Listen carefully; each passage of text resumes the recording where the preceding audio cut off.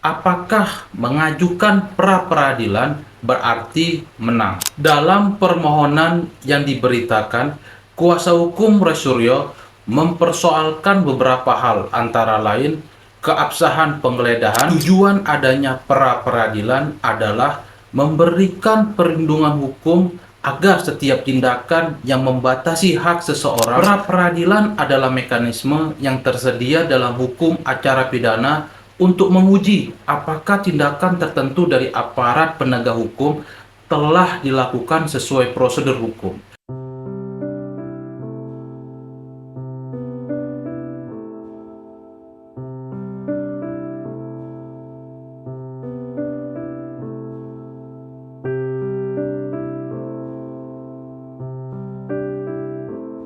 Assalamualaikum warahmatullahi wabarakatuh.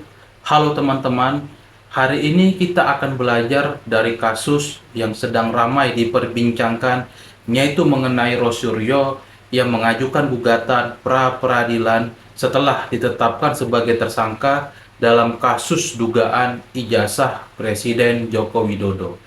Yang akan kita pelajari bukan siapa yang benar atau siapa yang salah, tetapi apa itu pra-peradilan, mengapa seseorang mengajukannya, dan apa saja yang menjadi kewenangan hakim dalam sidang pra-peradilan.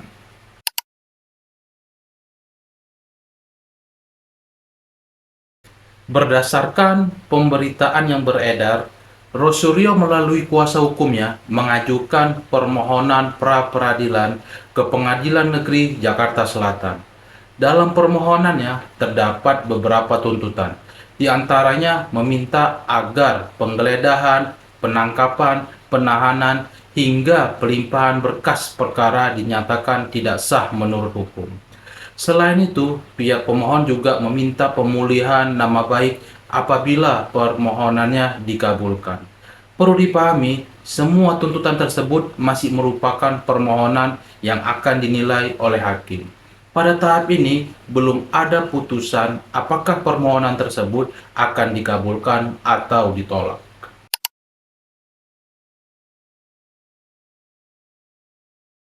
Sekarang kita masuk ke topik utama, apa itu pra-peradilan? Pra-peradilan adalah mekanisme yang tersedia dalam hukum acara pidana untuk menguji apakah tindakan tertentu dari aparat penegak hukum telah dilakukan sesuai prosedur hukum. Dengan kata lain, pra-peradilan bukan sidang untuk menentukan seseorang bersalah atau tidak melakukan tindak pidana. Yang diperiksa adalah apakah prosedur hukum yang ditempuh sudah sesuai dengan ketentuan yang berlaku. Misalnya, apakah penangkapan dilakukan sesuai aturan, apakah penahanan memenuhi syarat, atau apakah tindakan lain yang dipersoalkan telah dilakukan secara sah.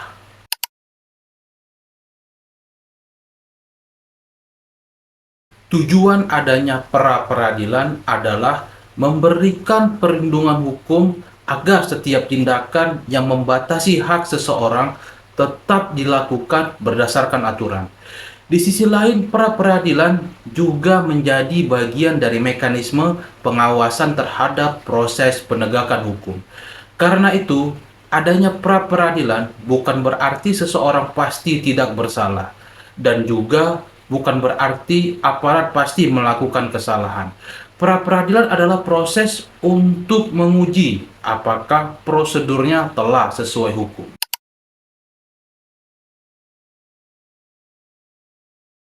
Dalam permohonan yang diberitakan, kuasa hukum Roy mempersoalkan beberapa hal, antara lain keabsahan penggeledahan, keabsahan penangkapan, keabsahan penahanan, keabsahan pelimpahan berkas perkara. Permohonan pemulihan nama baik apabila permohonan dikabulkan. Seluruh poin tersebut nantinya akan diperiksa oleh hakim berdasarkan alat bukti dan argumentasi dari masing-masing pihak.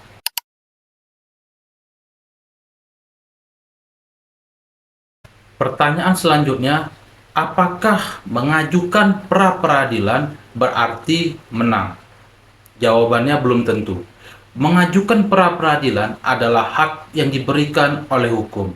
Namun, hasil akhir bergantung pada penilaian hakim setelah memeriksa seluruh bukti, dokumen, dan keterangan dari pihak-pihak.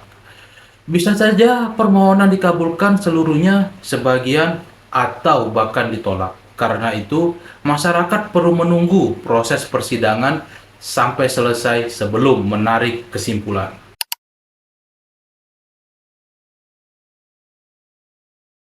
Dari kasus ini, ada beberapa hal yang bisa kita pelajari bersama.